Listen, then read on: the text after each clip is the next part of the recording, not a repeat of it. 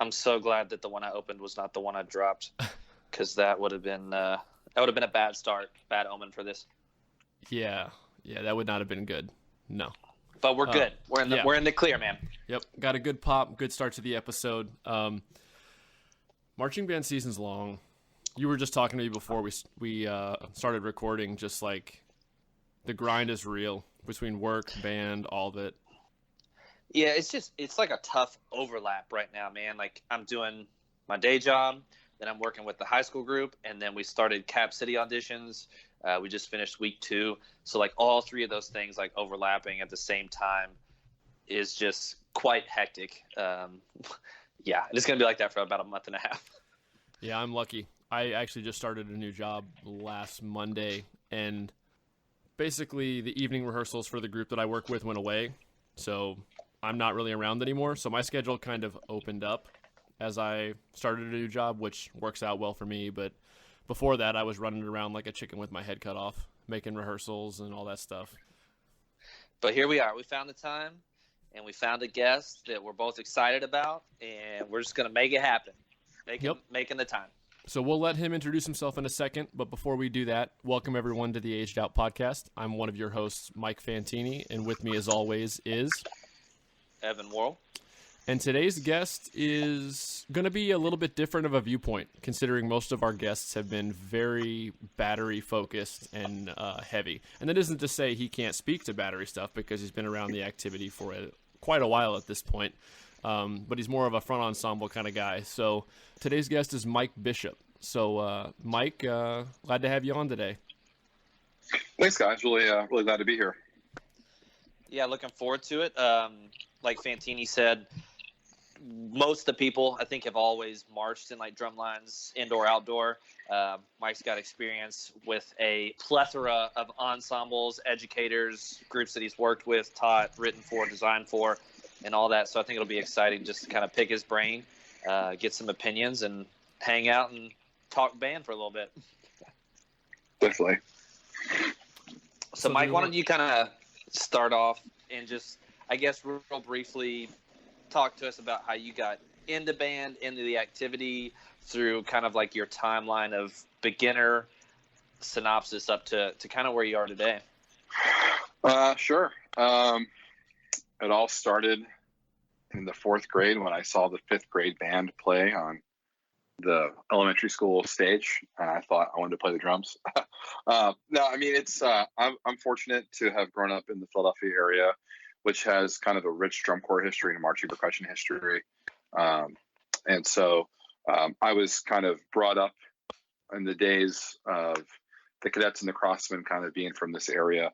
And a lot of my teachers were descendants of Tom Hannum and Tom Onks, and those guys, and Ancona, and everyone kind of from this area. And I just went to a small high school called Highland High School. It was actually in New Jersey, just across the river from Philadelphia. And we had a great little band program there. And I started really around age 14 or 15. My high school band hosted the Jersey Surf Drum Corps home show. And I remember being like 13 years old, I think, and watching a drum corps. I was kind of working the show as a host or whatever, and I was watching a drum corps.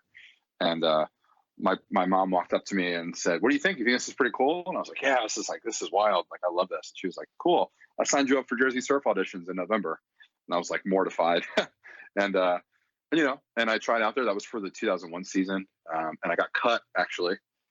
I was young and I had a lot to learn still. And that was one of the best things I think that happened to me in my early career, because, as I went on to teach and work with students in drum corps and indoor drum lines, I always would tell them a story about getting cut. Like, that is the best thing for you at a certain age. So that was cool for me. Came back the next year, made the Jersey Surf. Simultaneously, Jersey Surf had a indoor percussion program called Riptide. And so I was in Riptide and Surf in 2002, kind of that WGI spring and then into DCI summer. And then I stayed with Surf for 4 seasons. And then Riptide merged with a local group called Eagle Percussion. They united together to form United Percussion.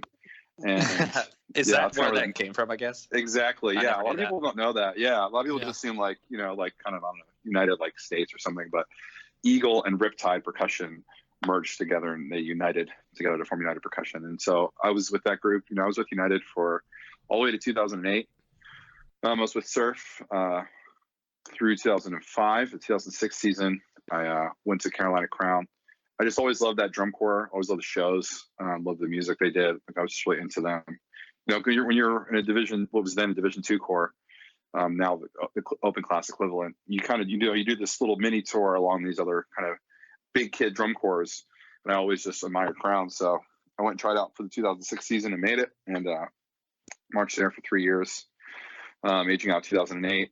And then that indoor season, I aged out in 2009. I ended up going to Rhythm X, aged out there. After that, I started teaching a bunch. Well, before we get into the teaching and stuff, I'm going to backtrack. So when your mom signed you up for Jersey Surf auditions, did she know what like drum corps was or anything? Or was she just like, I signed you up for this thing?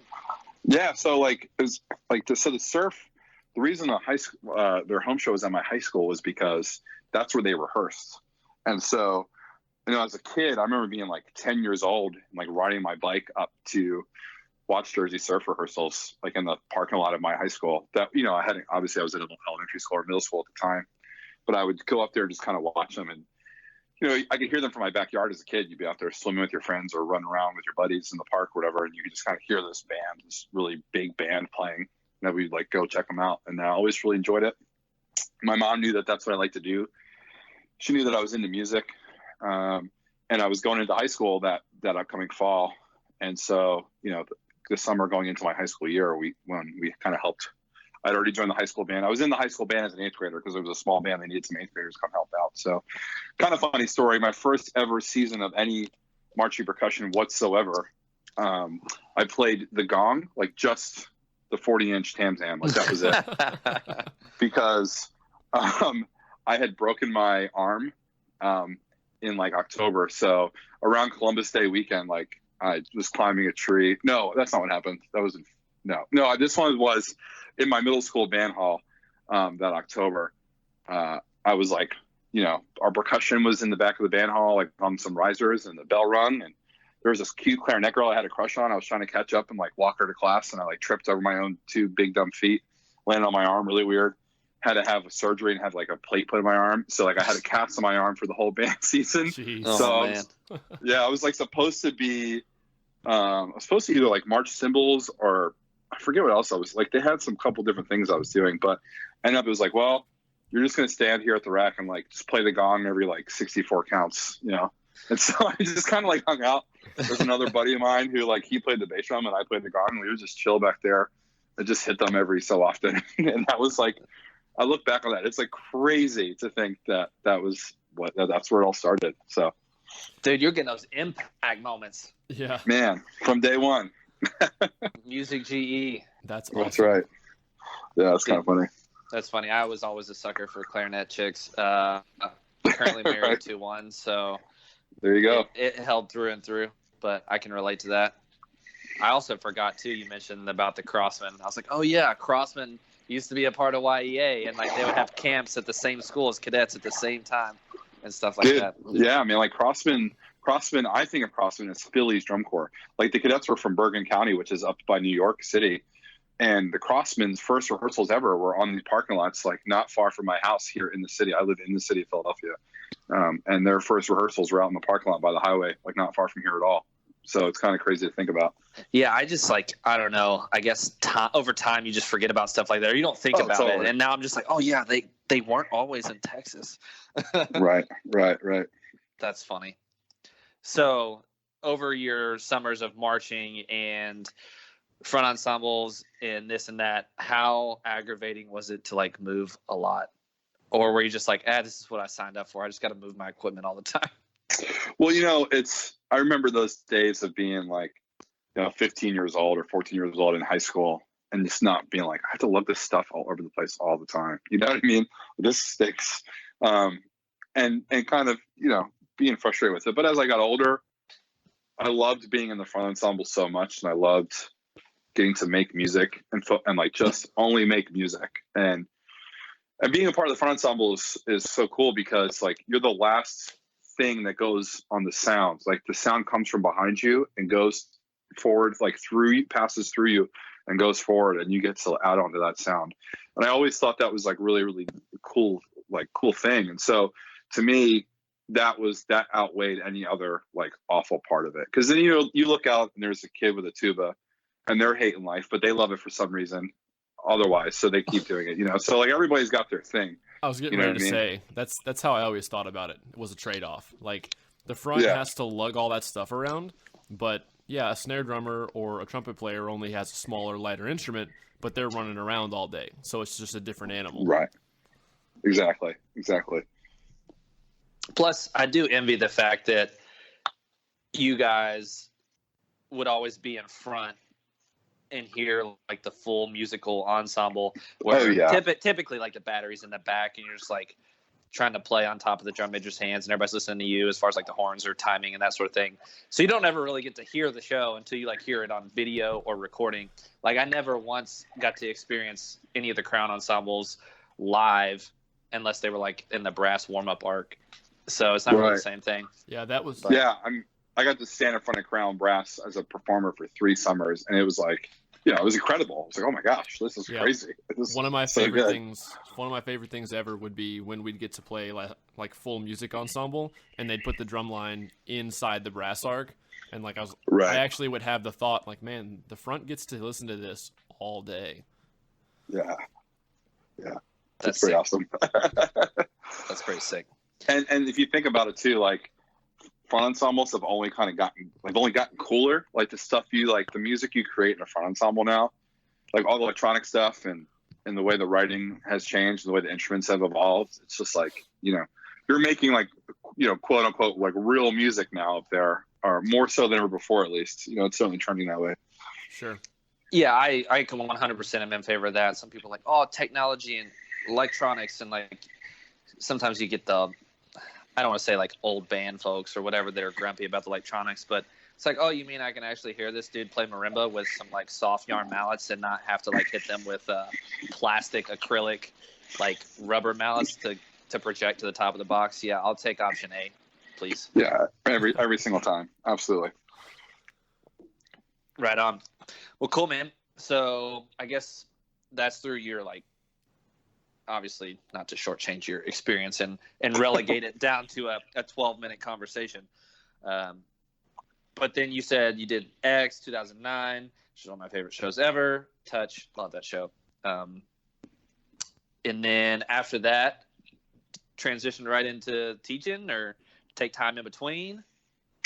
Man, I was already, I remember,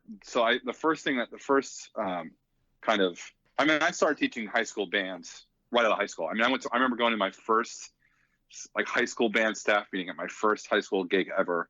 And I was still in high school. Like we had a meeting in the end of May, and we hadn't finished school yet. And I remember having to like take the bus and the train over to this other high school, like on the other side of the city, and to teach. So I've been teaching high school for years, but as far as like drum corps, WGI, and big programs go, yeah, I remember coming home. My parents drove out to Bloomington, Indiana to see DCI finals in 2008.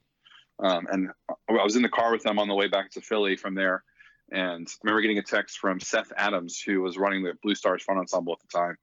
So it was the day after finals, kind of saying, hey, man, let's talk about what you're doing next summer. And that was a really cool moment for me. It's one of those things like, oh, here we go. Like, this is going to happen. Because I remember at a really young age, even back at Surf, like being like 15 and 16, and just like, I always had these great staffs of like really fun local people from the Philly area.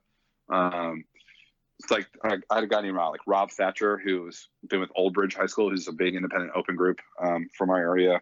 And like these kind of guys who were kind of mentors to me at a young age. But I just remember watching them have like so much fun, like teaching us. And I remember thinking like, man, I really want to do that. Like, I know I'm only 16, but like when I age out, like I'm gonna teach, because it looks like it's awesome. And so getting that first text message on my flip phone the day after 2008 finals was pretty cool. And so I was already teaching, I was already on a staff when I went to X for the first time. I was already on a DCI drum corps staff. I remember actually trying to work out with Andrew Markworth, like when I would go to camps to teach versus when I would be at rehearsal to perform with the Mex, like during those kind of winter months. So yeah, it started right away with the Blue Stars for the 2009 Nice. summer. That's awesome. I love the fact that you also didn't you just specifically say flip phone? Oh yeah, man, definitely. Like I was using T9 to reply to Seth, like, yeah, I'm in. You know what I mean? I was So- literally just talking to somebody about that earlier. How I used to like hit like the numbers, like I have to hit the 4 twice to get this letter and all this. Right. Exactly. Oh my gosh. Exactly. Throwback. Now I'm like talking to Siri and like Siri send a text message, but Right. So your first teaching gig was Blue Stars 09. Did you teach in 2010 at Blue Stars? I did. Not at Blue Stars. No, Okay, I went 'cause I to was Crown in 2010. Okay, because it's like I was there. I don't remember you on staff at all though, but I wasn't sure. I was in survival mode that whole summer, so I Dude. easily could have missed it. Yeah, the rookie year is always like, oh boy, hold on, here we go. You know, like Exactly. summer's over and you're like, what happens? Like nobody knows. Mm-hmm. You know what I I mean? blacked out and here I Yeah. am. It's like I'm that. It's like tan. that moment in Old School. Old school. Yeah, He's doing Will the Ferrell's debate with debating. the Yes, he raging like wakes up. Cajun. Yeah, That was amazing. He's like, I don't know, I blacked out. yeah, that's definitely rookie year drum Yes. corps for sure. For sure. Anytime you can reference old school, it's a good time. Oh yeah. Oh yeah. The episode's already our best one ever, just because of that. So Crown Looks 2010, where I was. Yeah. Although that was quite an interesting summer from my perspective. So Yeah, man. It's you know, from the staff side of thing, that was pretty wild for me too. It definitely was, you know, a kind of I came to learn down the road that it definitely was part of I don't want to say a pattern, but Crown had these we would have these seasons where we climb and get really high, score really well, and then the next year kind of have like a drop off, and then climb and have a drop off. Not that it's like a bad thing, you know. I think, and probably every group goes through that at some point. It's probably part of the growing pains of it. But I remember being on this trajectory.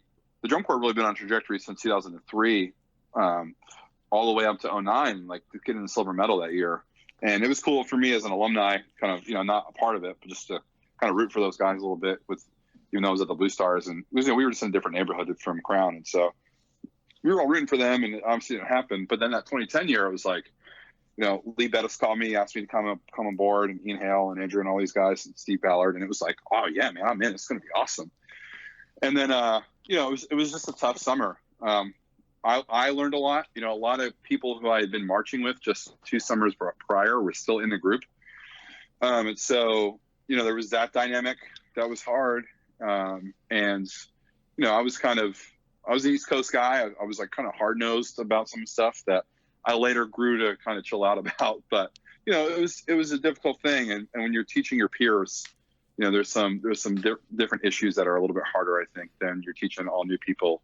Like I had a great summer in 2009 at Blue Stars. There were some challenges, of course, but my relationship with the students was really, really positive, and I had a great experience. But that first summer at Crown, I really learned a lot about teaching people that are close to you in age, or teaching people that maybe might be more challenging than you expected. Not because they're bad people or there's anything wrong with them. It's just there's some kind of connection missing, or there's some kind of outer source of pressure that's happening. And so we really worked a lot through that summer. And it's one of those summers where after it was over, you know, it was kind of like a rookie year of staff, even though I was on the staff of Blue Stars in 2009. 2010 kind of feels a lot like a rookie summer for me. I learned a lot, and when it was over, it was kind of a blur. So you know, that I walked whole away from that one. season, that whole season was just wild from the beginning. I mean, even from like the camps when we didn't get the rights to music that we wanted to do. That was a big point. Stuff. That almost changed the whole vibe of the show. I really think it did. The rights to any of the Bernstein stuff. I was just talking with Andrew Markworth about that like last week. Actually, him and I were down in Austin, Texas, doing all the work with some bands down there. But this summer came up, and I was like, man, what a year. And he was like, dude, if we would have gotten the rights to that Bernstein music, the mask, the mask, like it just really would have changed the program. And that's another thing I took away from that show. Really, I learned it the next year in 2011, because that Rockstar show was so good and so positive and so fun, that the show really, really affects the season. You know, it really, really affects the dynamic of how the staff feels, how the membership feels, who's buying into what's the energy of the organization like. And I feel like not getting that Bernstein stuff it's really hit the organization really hard. It was like an omen for how everything else was going to go, because there were so many injuries in the battery. There was you're talking about teaching. I can understand from that point of view. There was a summer 2 years after I graduated high school, I went back and helped teach some band camp at the high school I graduated from, where there was kids there that drummed with me 2 years prior. And it's just well, these guys are my friends, but now I'm trying to tell them what to do, sort of vibe. Right. Oh, it can So be a that's weird an interesting dynamic thing to navigate. Yeah. I mean, the guy that taught me in high school was an old school Spirit of Atlanta guy. I guess Spirit from JSU, way back when, in the 80s. His policy was he would not hire a graduate until all the kids he was in high school with there had graduated. And I never understood it until I actually did go back and start teaching after college more. And I realized, this would have been kind of an odd situation if I was trying to teach my friends versus kids that didn't really know me, or all they knew me as was their instructor. Right. For sure. So you did the crown thing for a handful of years. Next up, you went to Crossman. When did the whole Spirit and EuroX? Was that later? Yeah. So there's that was kind of, so I'm trying to think. That was the WGI 2014 season.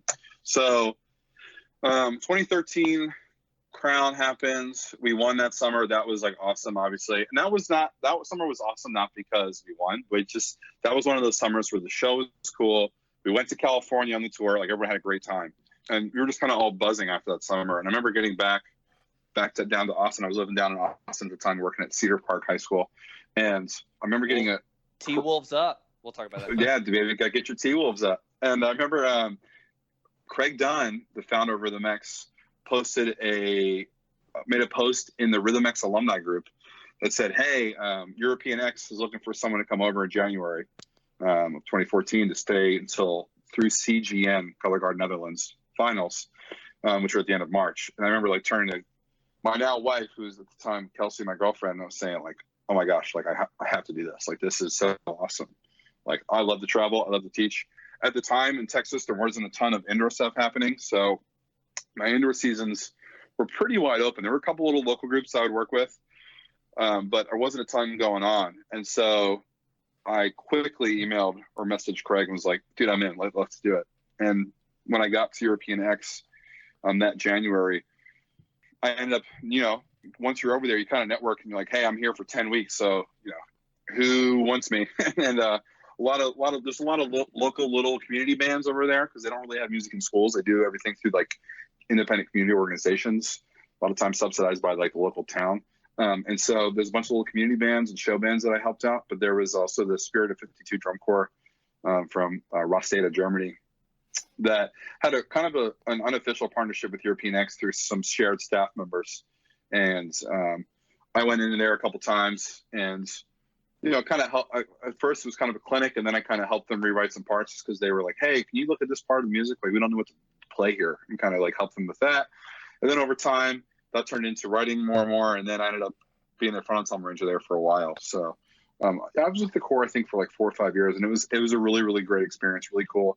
I got to go over to Drum Corps Europe finals every year at DCE the end of September and hang with them for a week or two. I ended up getting involved with the company Drum Corps from Manchester, England, or Chesterfield, England, I should say, through Andrew Markworth. Hung out with them a little bit. They were kind of the perennial DCE champion or silver medalist, depending on the year. And I kind of got involved in the European music scene. It was cool. European X every year. Been writing for them now. Andrew Markworth was writing there for a while. He's since kind of walked away from that, and I slid in there and took over since I've been going over so much. And I've been writing there for, I think, since 2017 or 2018 now. So yeah, it's been a great experience. They're great people. I go over there a couple times a year. It's a great little scene of drum corps enthusiasts. It's a hobby for them over there, so it's a little bit different than it is for us. They don't have music in schools, like I mentioned, so they kind of have to get better on their own.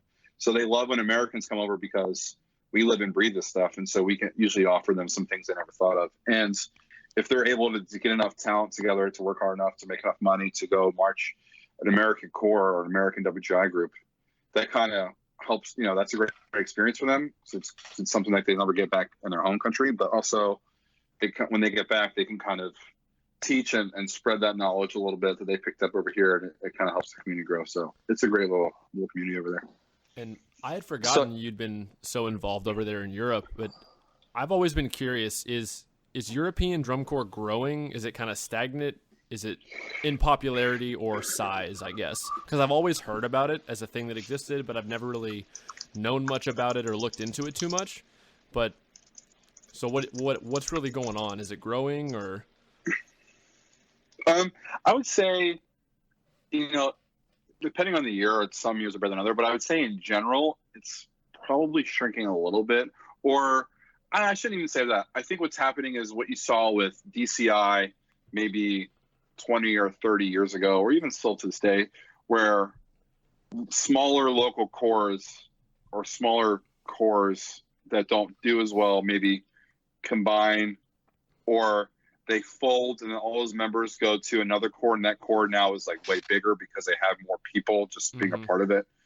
The area, Europe is it's not a huge area to begin with, and the countries that participate in drum corps and color guard and WGI aren't, there's few and far between. So to begin with, like for example, there's a drum corps that's been coming over for years that you guys may remember called Beatrix from the Netherlands, and they were always really big. And then now they're pretty much gone as a drum corps, and they exist sometimes as a winds group. They were over here for WGI Winds this past season. And so, they're different there, but a lot of their membership has gone and maybe done U-Ball or one of the German corps or something. So there's other things happening. Part of it is, it's a hobby like anything else, and there's no age out. So it's hard sometimes to get members to come back in the sense that they can always come back whenever. So they might, instead of saying like, instead of being like, I can come back, I have to march now because I only have 3 years left. And if I don't do these 3 years, I'll never get to do it again. It's like, well, it's like less of a sense of urgency. There's no urgency. It's like, right. I might take a couple of years to go to the university. Then after that, maybe I'll see what's happening, and then maybe I'll come back. And if not, it's just a hobby. It's no big deal. Like I'll just be a spectator or whatever. So that happens. That happens kind of quite a bit. So I think those are kind of the bigger issues that they run into. Just like any American group, they struggle with fundraising and finding money, and the dues are way cheaper over there. I mean, a season of indoor might be 400 euros, which is probably like $600 US. It's not that expensive at all relative to the Americans, but in their mind, like that's a lot of money. It's like, well, I'm going to spend like 400 euro on this hobby. Like that seems kind of crazy. You know what I mean? And so they have to really decide if they want to do that and that whole thing. And their jobs don't work as well with it. So there's just a lot of different dynamics at play. So the short answer to your question is, I think, in some ways, some things are going away. Some groups are getting stronger because of that. But it is certainly, it is a little different. And just like anything, I think, a lot of the hobbies, and even in America, I mean, there's so many more things for people to do now. There's the internet exists. There's video games. There's smartphones. Like people aren't bored like they were in the 70s and 80s or earlier, where they would go do these massive hobbies together to eat up a bunch of time that they just had. You know what I mean? People just we don't really exist like that as a society anymore. So if you're not committed into it all in, it's not going to really happen for you. For sure. It's interesting. Was the teaching of the individuals was there any language barrier issues, or especially I think when I think about musical terms, maybe not translating from one language to the other? Yeah, it's funny you say that. The first group I ever worked with over there was a Dutch group, European X, and so I picked up Dutch really quick. And I would try, as a teacher, it kind of reminds me of when I first moved to Ohio to teach. I worked at Bellbrook High School, and in Philadelphia, when you say the word orange, you say orange, like Florida oranges, right? And so I remember teaching in Ohio, and I was like, give me those orange mouths, like use the orange mouths here. And they'd all go, orange, and make fun of me, right? And it was like, okay, that's funny, but it's also distracting from what we're trying to get done. So I would make sure to always say oranges and speak in their accent, so there would be no distraction, and I would get rid of my Philly accent. So what I would do to scale that up bigger when I got to Europe the first thing I would do when I was working with European X was learn how to run a rehearsal in Dutch to the best of my ability. Like give directions in Dutch, like go, all right, everybody, here we go. Like say that in Dutch, you know what I mean? Like that kind of stuff, so that I would be able to kind of just be more efficient, and they're not having to translate what I'm saying when I'm giving directions or whatever. You know, corrections are one thing because they kind of, there's a little bit of nuance there. So sometimes, you know, people would translate, we'd work through that stuff, but I would try to run rehearsals in as much a rehearsal as I could in Dutch. And then the same thing when I started teaching at the Spirit of 52 is I would try to do as much of it as I could in German, and just to kind of remove that barrier from the process, like just to keep everything moving kind of efficiently. Yeah, that's cool. That's really cool that you invested like into the language that much. That's awesome.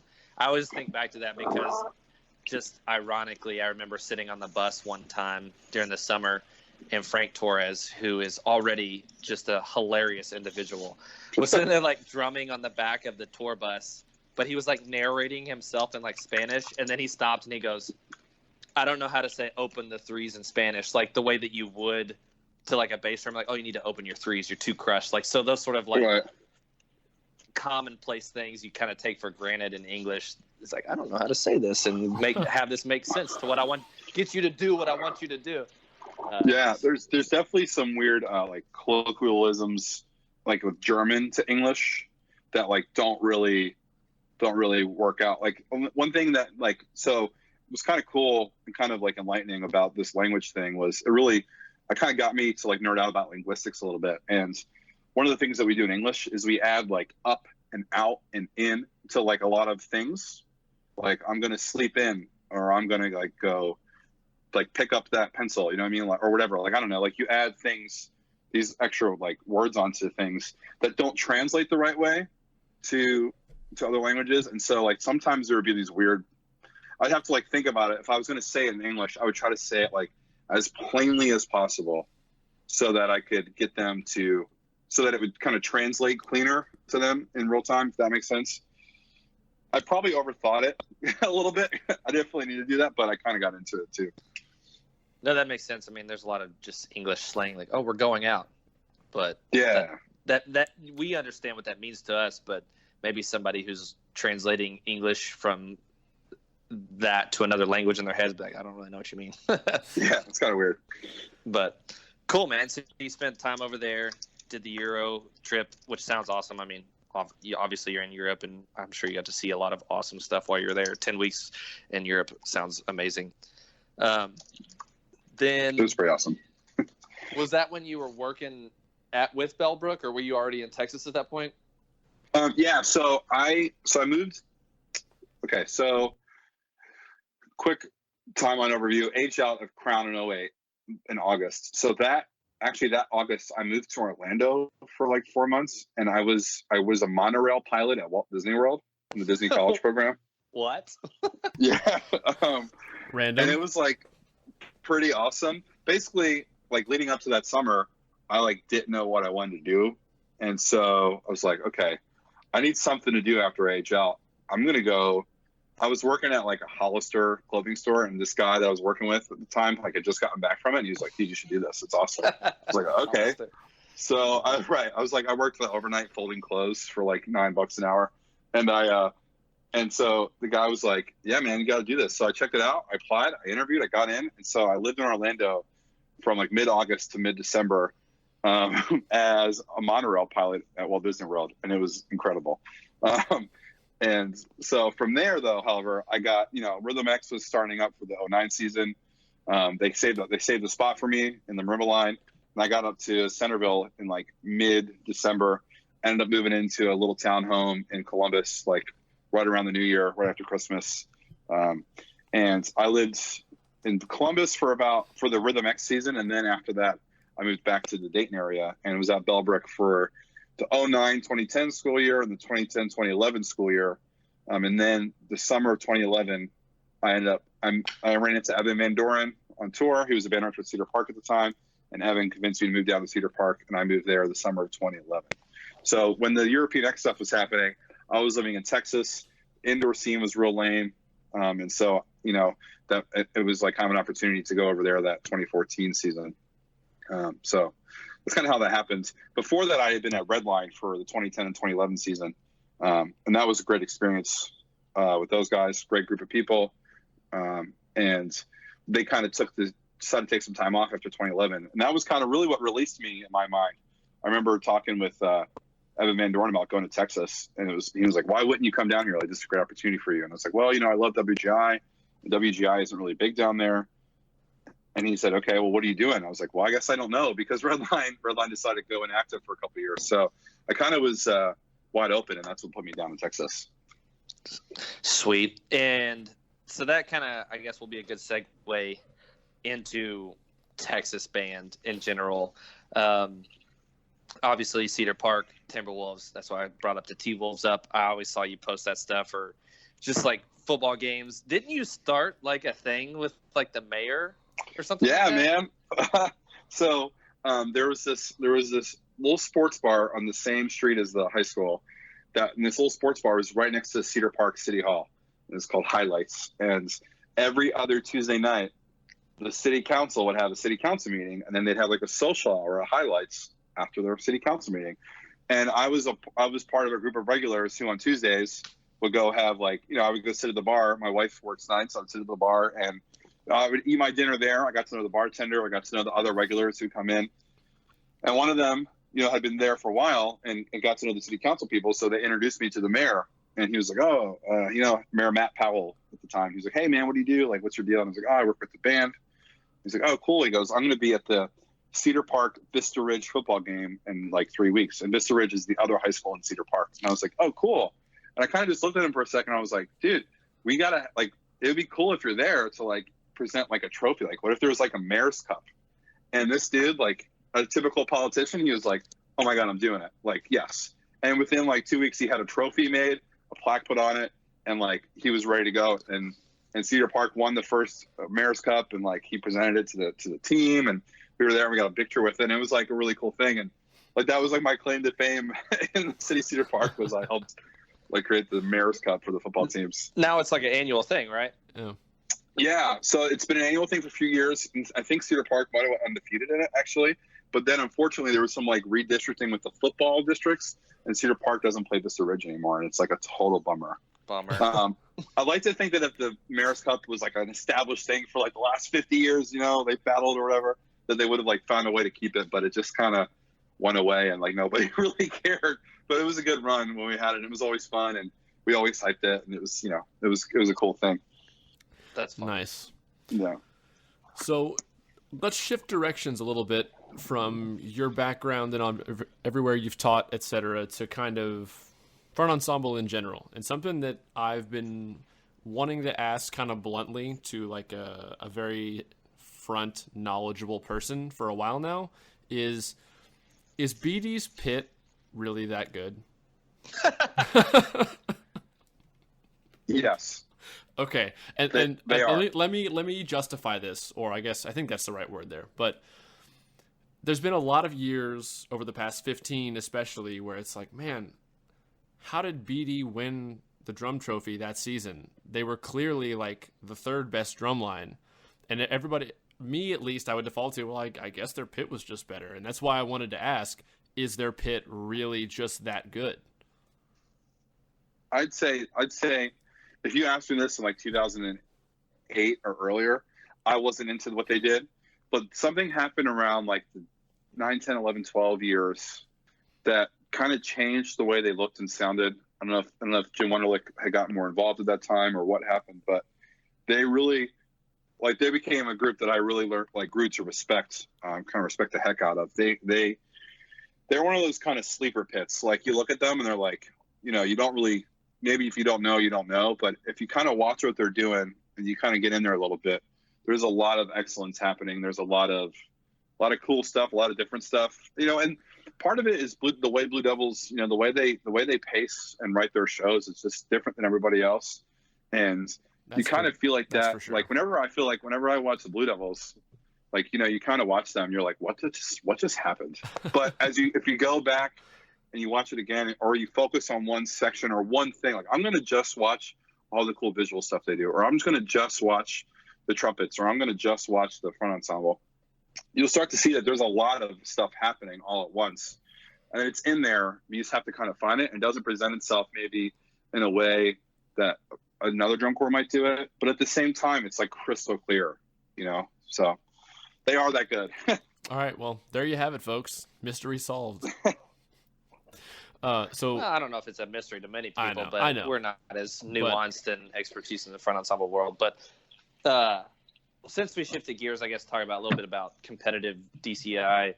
The recent rule change that just came into play this summer about limiting percussion judges going out on the field and that sort of thing. Listening to the tapes that I have heard from the summer, which is only like 3 or 4, clearly judges are getting a much better read of the front ensemble other than the ballad, which I think maybe was typically more prevalent, especially in like the P1 judges tapes when there was on field and in the box. You'd get like the judge out with the battery most of the time, and then they travel up to the front during the ballad. What's your kind of like take, vibe, or criticisms or pros and cons versus the change, whatever way you view it? Sure. I think, I obviously was never a battery person. I feel like I'm kind of a battery guy at heart who ended up in the front ensemble. Like I totally have that fighter pilot kind of like mentality of like, go out there and freaking nail it every time, put it in their face. Like I get all that.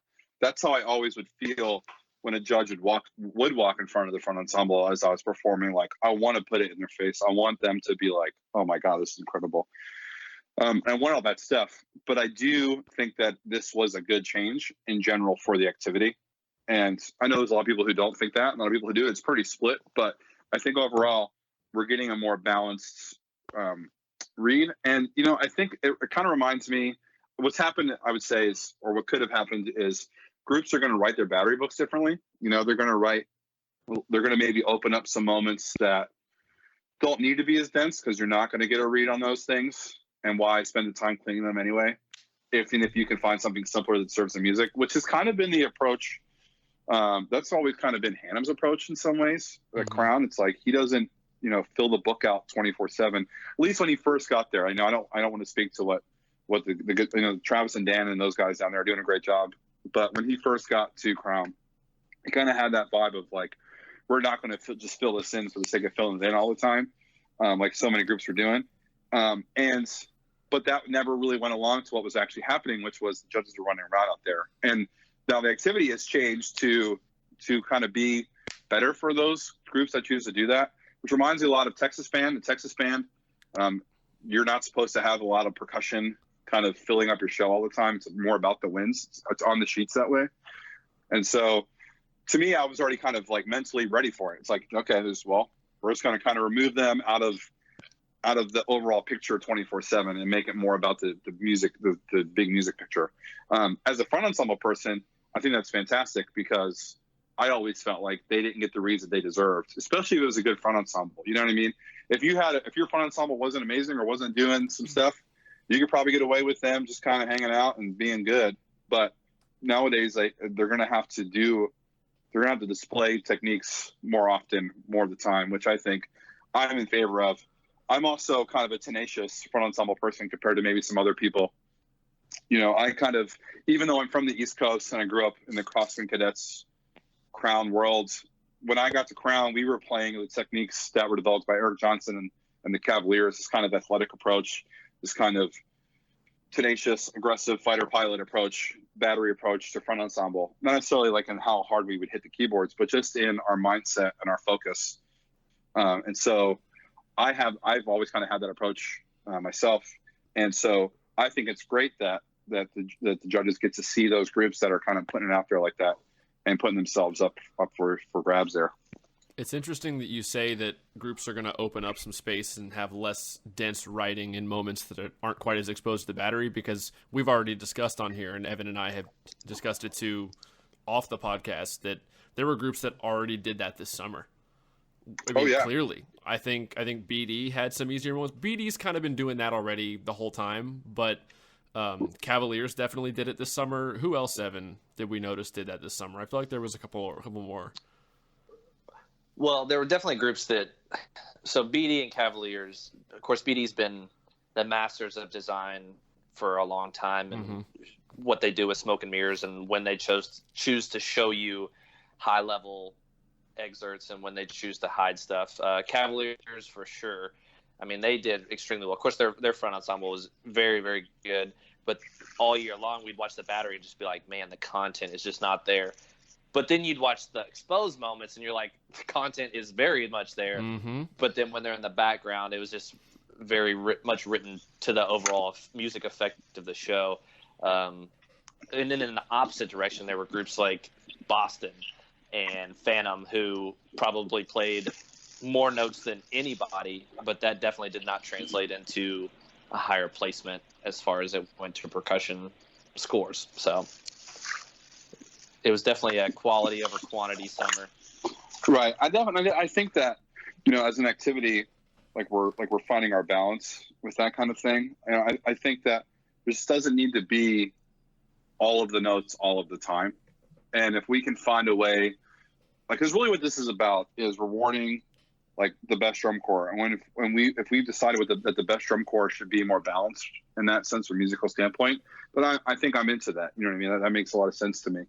Because if we're trying to make music, and this is, drum corps is obviously not just typical music, but I think there's qualities of balance and musical voice balance to all music that we don't want to lose sight of in the favor of points. And I think that maybe scaling the drumline thing back a little bit helps us kind of find that musical balance from an art standpoint. You know what I mean? For sure. I do think it's a little bit ironic, though, that some of, at least some of the words or rumors I heard through the grapevine were about visual designers not wanting judges running out in between sets, and it was like limiting and like a safety issue and this and that. But now it's kind of ironic that in order to get the battery the credit that they need to boost your score from the percussion judge, since he's limited on the area that he's able to cover, the visual designers have to bring them to the front more frequently to get those reads from the judge in order to get the credit that they want. Sure. So yeah, it works both ways, but definitely. Yeah, I'm still not sold. In my heart, I miss like the tapes, hearing the tapes where they're like out there. Oh yeah, and they're just giving it to them. But it also does make a lot of sense too that maybe front ensembles are going to really start to explore what they're able to do, because they know that the judge is going to be up there, and the content there is probably only going to get like crazier and crazier, just because they know they're going to get the exposure, and it's worth working on, like the risk versus reward. And they have the most time to work the musical moments because they're not having to deal with the visual responsibility that the moving members are. So, which I think is kind of wild. Exactly. And I think, it always comes around to judges training as well. I think DCI has great judges. You had a great one on. You had Mike Lightsky on, like Mike's the man. Like, there's a lot of good judges out there. It's just a matter of, I remember back in the day, it was like, oh, we get a judge who's like a pick guy. Tonight when I was marching, it was like cool because there were so many battery-centric judges. But I think, you get more front ensemble judges or people who speak the front ensemble language a little bit better out there. Those things start to get more rewarded, and it will only grow upon itself. And I think, in 5 or 10 years, we're going to be pretty blown away by what these kids are playing up in the front of the field. So I'm excited about it as a front ensemble person.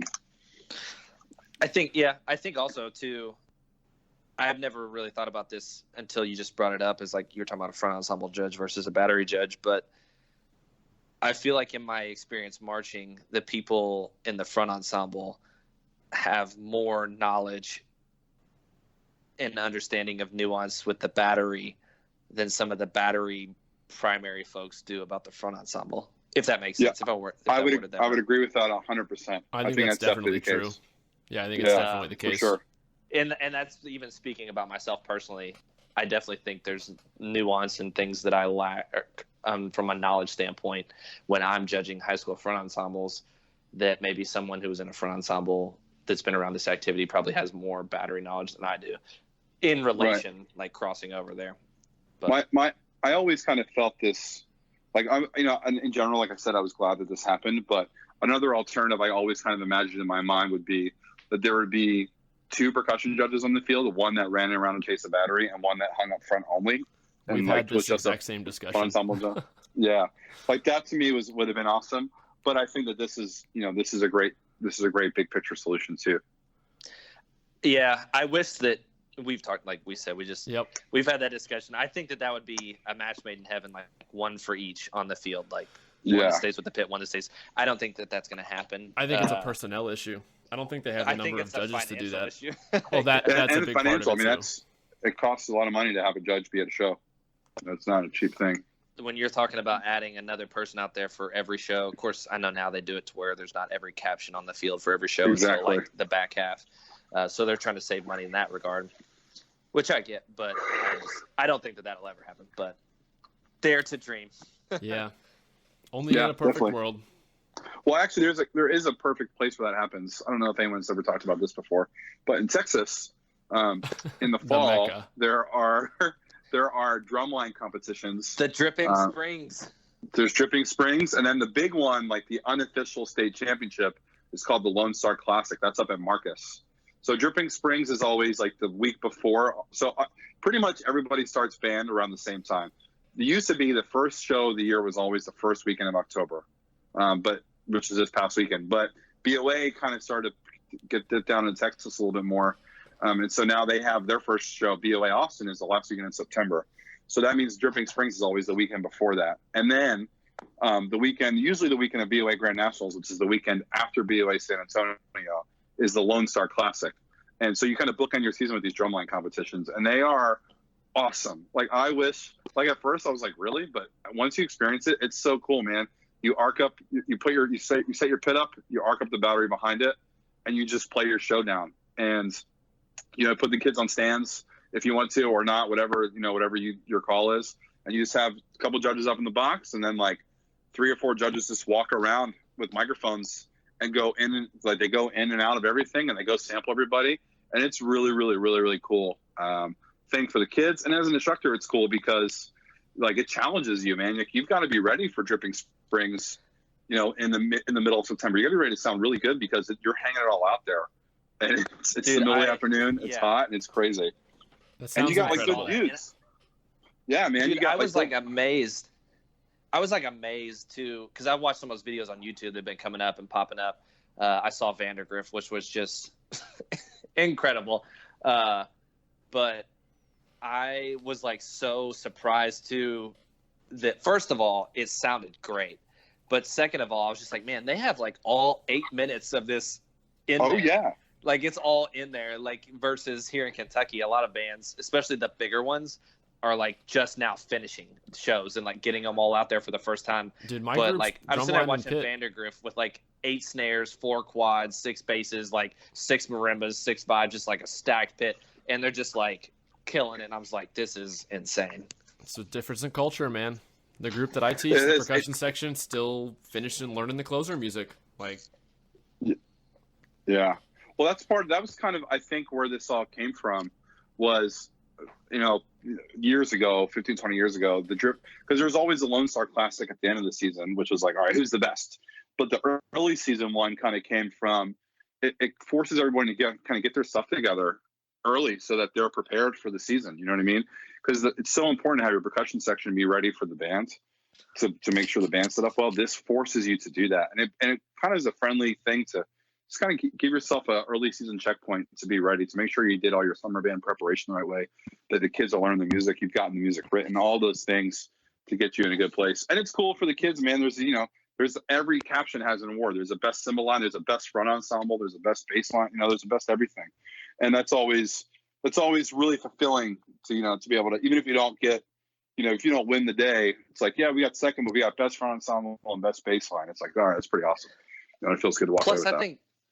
I think that's so motivating and fulfilling for the kids because, that stuff doesn't always – it factors into the sheet when you're talking about music GE and music ensemble, but there's no high school Fred Sanford for UIL or BOA. Right, exactly. So Exactly. it's kind of like their thing to like strive for. Like, yeah, we're gonna win Dripping Springs or Lone Star, and Definitely.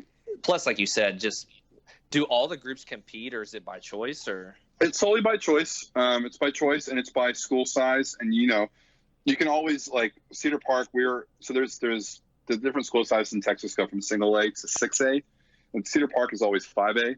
But we would like opt up to 6A just to compete with the big boys because we knew we could.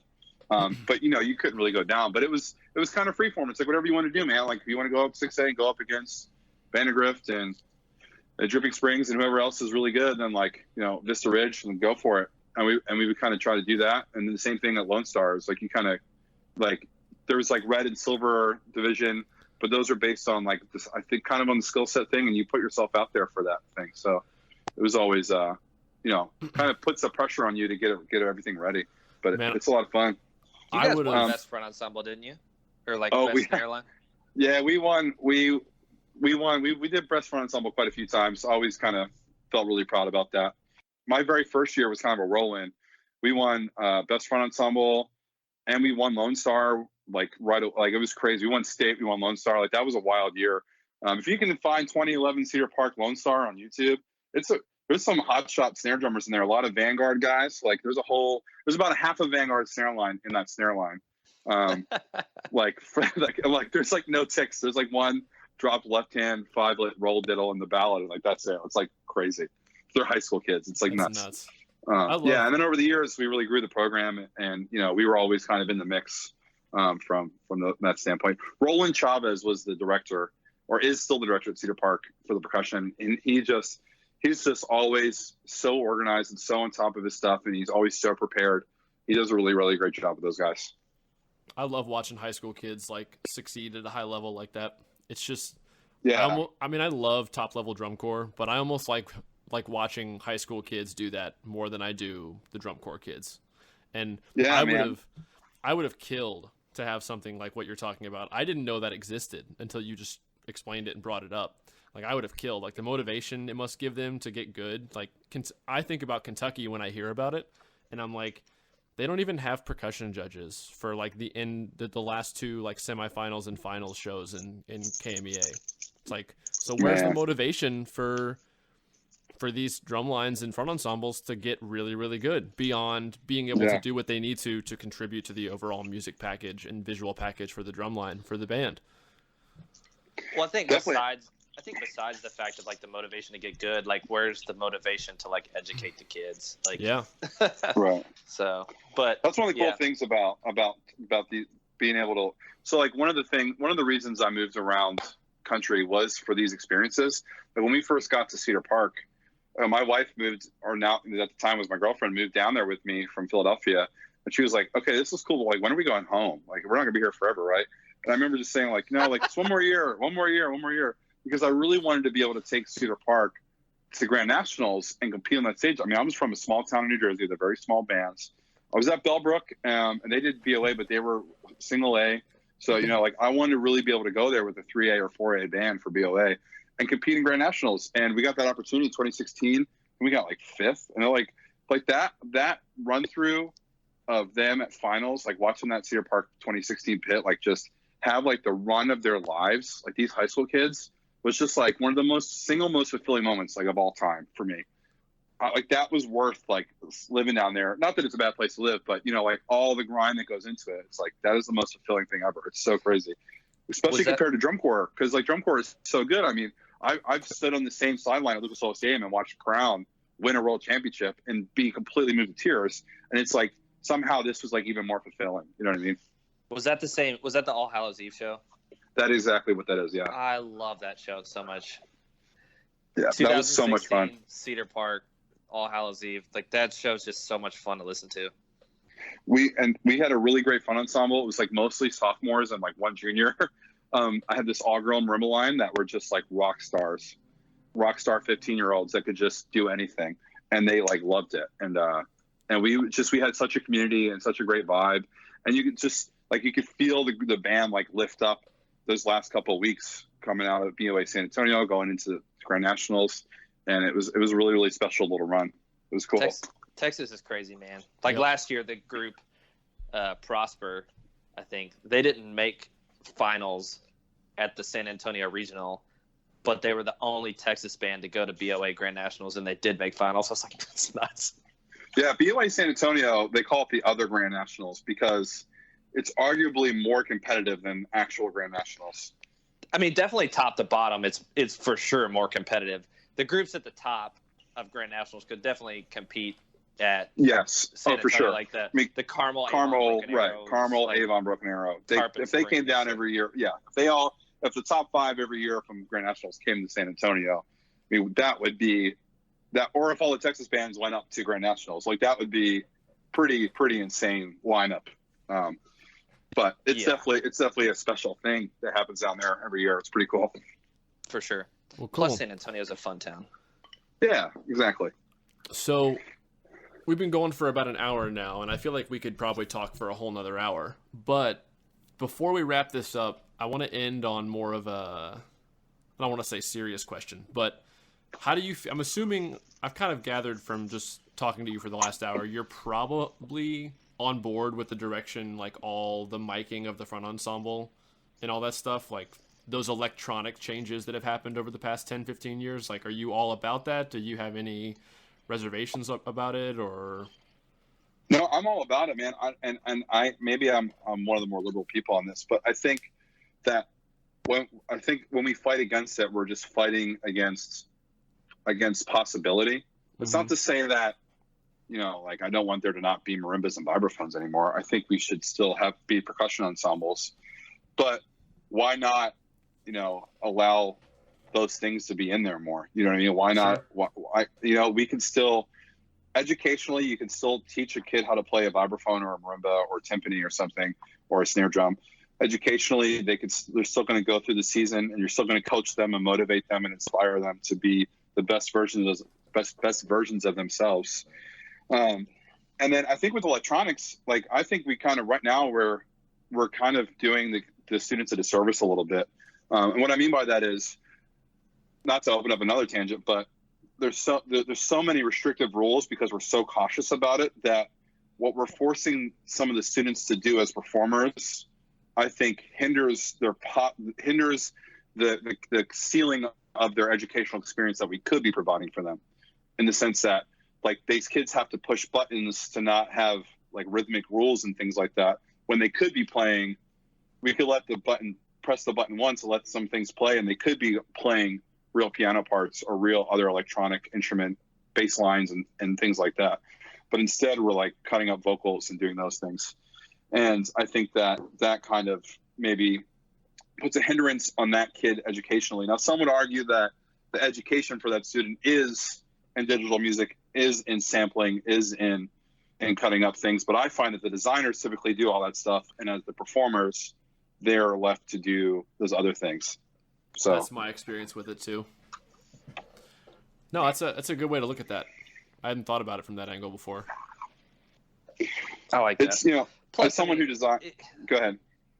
No, I was just gonna say, like you said earlier, even like we were talking about with the front ensemble stuff, it really is just like opening up more avenues of possibility on like what you're able to do, instead of boxing things in from a design standpoint, an execution standpoint, a performance standpoint.